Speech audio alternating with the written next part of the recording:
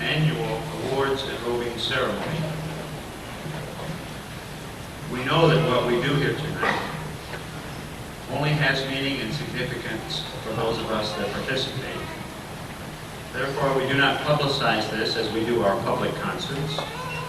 Rather, we simply invite the members, old and new, their families and friends, and certain special guests.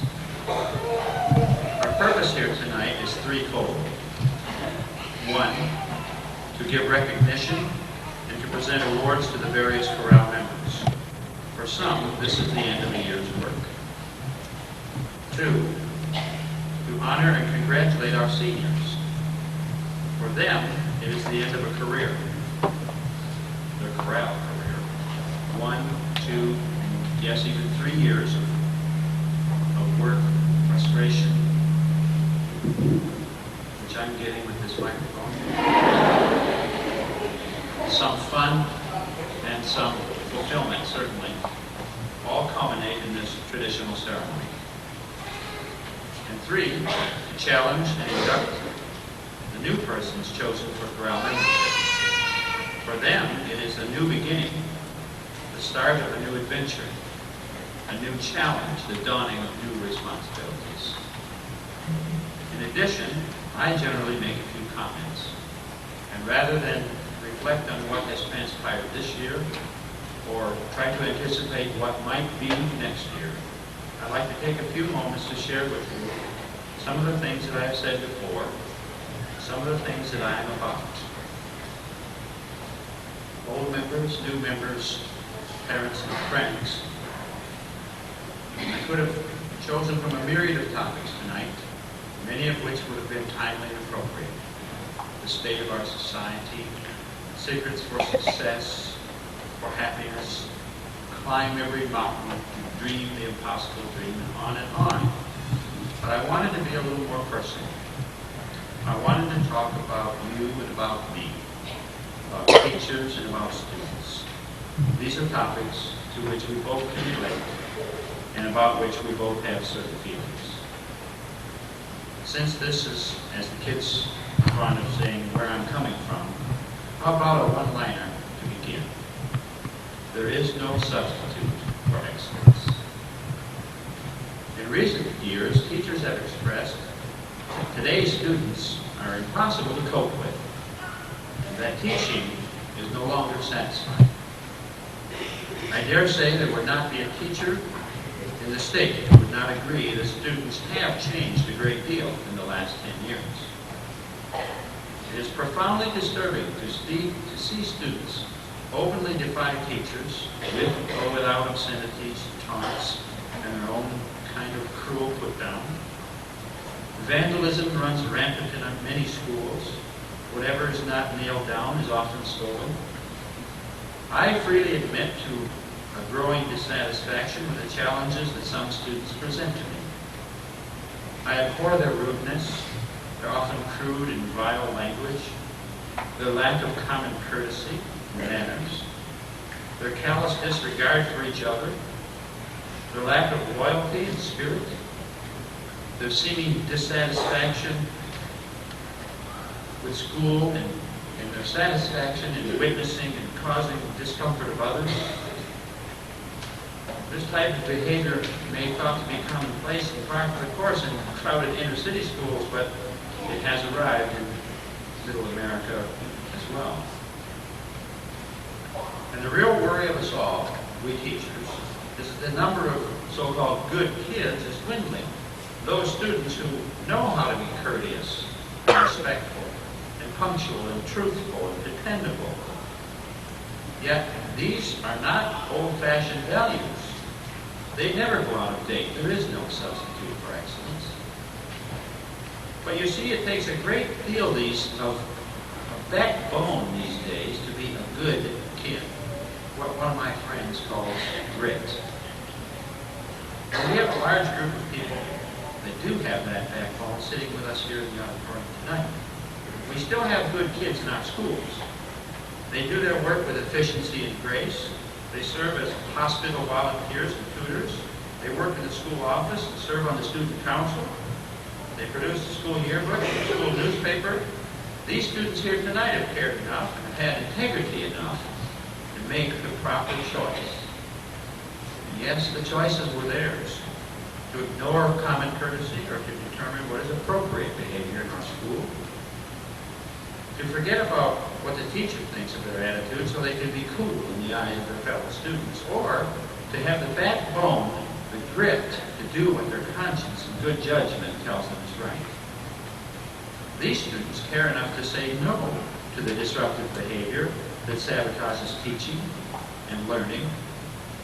I can't tell you how many times in my chorale class when I've stepped in front of them and they know it's time to go to work, and if I step on the podium they stand up as if that's the signal to start. But if I just step in front of them, this choir has been so good at giving me their attention. And the leadership from the seniors have tapped people on the shoulder or a little lower if necessary to make sure they understand what's expected. These students care enough to say, no, we shouldn't shout during the national anthem or drink before we sing the concert. They realize that they won't receive credit unless the assignment is completed and in on time. Teachers sometimes feel that students such as these are becoming extinct.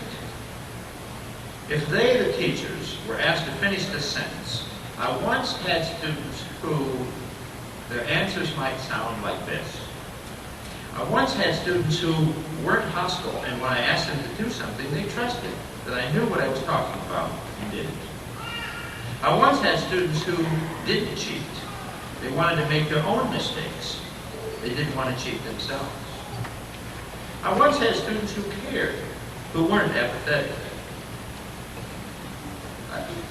The story comes to mind from the teacher's lounge when the word apathy came up in the classroom, and the teacher said, well, what is apathy? And one kid says, I don't know and I don't care. I once had students who tried hard and were loyal to themselves and to their own personal standards. I once had students who knew that to learn there were risks involved, especially the risk of failure. I once had students who, because I gave them credit for being better than they really were better. No, these students aren't extinct. As I've said before, we have a whole room full of them here tonight. Yet, how many board members or people in the community even know the names of our top scholars or student leaders? And how do the people in their own school regard them? I'm afraid we sometimes show kids that it's the sinner, not the saint, that gets the lollipop. In the eyes of all too many people, the good kids are simply suckers. Only fools could be content with letter grades or membership on the honor roll or a simple well done in return for such drudgery. And is that judgment wrong or stupid or off the mark? Well, even a casual observer will notice that certain rewards go to the potential dropout, the hostile, the destructive, the apathetic. After all, who gets most of the principal's time? Who gets the teacher's attention the fastest? Who gets special help and consideration? Not the good kids. How about special teachers, additional counseling, special programs, equipment, even money? Worst of all, they get approval from their friends. What percentage of time, personnel, and special programs, equipment goes to the gifted and the eager, or the trier? I told the kids at the beginning of the year it was their attitude, not their aptitude, that will determine their altitude. Cliche, but made me think for a minute. Have we promoted negative incentives in school? Now, I don't for the moment object to help for the weak, but is there enough assistance for the strong? Good kids suffer too, from broken homes, broken hearts, and disappointments, and yes, even bitter failure. But because they have that grit that I mentioned earlier, and seldom whine, we spend little on their behalf. They are left to manage on their own. But there is no substitute for excellence. Everywhere else the best is cherished, whether it's tomatoes or racehorses or books or paintings, everywhere but in our schools. Our most brilliant scholars seem like ghosts, known only to a few teachers and their friends until graduation time, when maybe their names will appear on the honors page of the program, or with little asterisks, or a different colored cord is worn with their cap and gown. For my money, there's too much anti-intellectual snobbery in our schools. We dwell on the cop-out theme too much in English and social studies classes. Has anybody cheered lately for the Boy Scouts or Junior Achievement or the National Honor Society? Has anybody lately had the guts to tell the garbage mouth to cool it, even when his friends already think he's cool? No, I cheer for all kids, but I stand up and cheer and fight and defend the good and decent kids before they become an endangered species. I don't have power over budgets or political influence, but I can and will and always continue to tell those beautiful, generous, courageous, good kids, kids like we have sitting here tonight, that my hat is off to them and that I admire them greatly, for they are beginning to learn that there is no substitute